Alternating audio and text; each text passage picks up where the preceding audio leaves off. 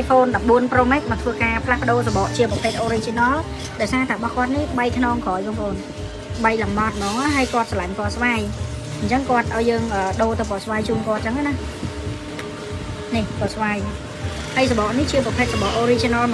100%ដែលជាប្រភេទដែលដកចេញពីគ្រឿងកាត់សាច់ស៊ីនមកណាប្រភេទគេឲ្យគ្រឿងលក់ឲ្យកាមេរ៉ាឲ្យថ្មឲ្យ sensor ឲ្យដូចសារឲ្យអីចឹងទៅឲ្យសិនលក់អីចឹងទៅ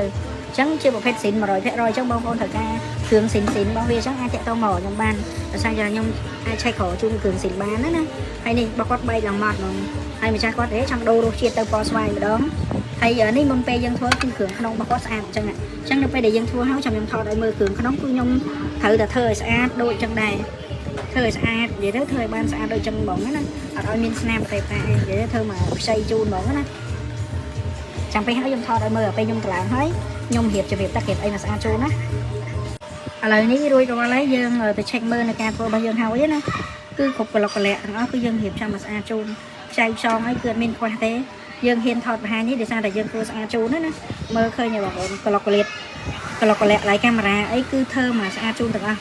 អត់មានឲ្យមានស្នាមអីទេទីទៀតយើងកាប់ចូលសិនហើយចាំយើងបង្ហាញទៅម្ដងទៀតឥឡូវនេះរួចរាល់ហើយការធ្វើរបស់យើងគឺបានធ្វើរួចរាល់ហើយគឺយើងរៀបចំមកស្អាតជូនណាប្លុកកលៈអីគឺរៀបមកស្អាតជូនជាពិសេសគឺប្លុក lens កាមេរ៉ាគឺអត់មានឲ្យមានកតិចដីទេបងប្អូនខ្ញុំស៊ូមឲ្យកាប់ឲ្យមើលហ្មងណាសាកាមេរ៉ាវាអត់ focus ក្នុង lens កាមេរ៉ាគឺអត់ឲ្យមានកតិចដីគឺយើងធ្វើមករៀបចំមកស្អាតជូនណា